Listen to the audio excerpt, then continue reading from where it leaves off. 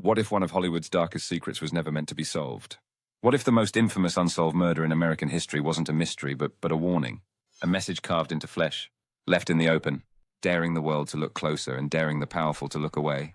Tonight, we pull back the curtain on the Black Dahlia, a case soaked in blood, glamour, corruption, and silence. Welcome to Behind the Veil Truths. Keep watching, because once you see this story clearly, you'll never unsee it. Chapter 1. The Body in the Grass. January 15, 1947, Los Angeles. Still half asleep, a young mother walking her child notices something strange in a vacant lot. A white shape, mannequin-like, perfectly posed.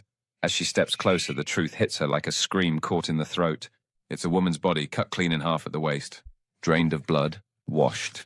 Her mouth slashed ear to ear in a grotesque smile the press will later call the Glasgow Grin. Her name is Elizabeth Short. The city freezes. Hollywood shutters its windows. And somewhere someone knows exactly what they've done.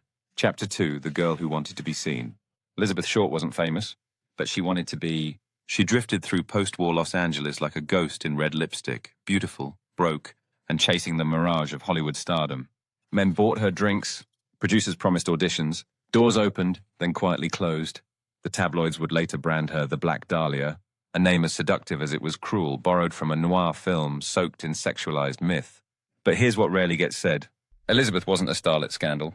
She was vulnerable, and predators noticed that. Chapter 3, A Murder Too Precise. This wasn't a crime of passion. The cuts were surgical.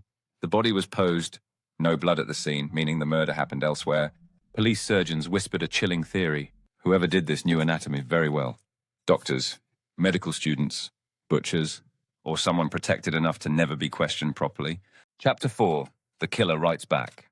Days after the body is found, newspapers receive packages. Inside, Elizabeth's birth certificate, her social security card, photos, a mocking note scrawled in cut-out letters. Here is Dahlia's belongings, letter to follow. The killer isn't hiding. He's performing. And the LAPD? They're already losing control. If you're feeling the tension building, this is your moment. A quick like and subscribe to Behind the Veil Truths helps keep these stories alive and uncovered, subtly, quietly, just like the truths we chase. Chapter 5, Hollywood Knows Something. As detectives dig deeper, a pattern emerges, then vanishes. Witness statements disappear. Suspects are cleared without explanation. Evidence goes missing. Elizabeth Short had been seen at parties with wealthy men connected to studios, nightclubs, and elite circles where police badges meant nothing. One suspect?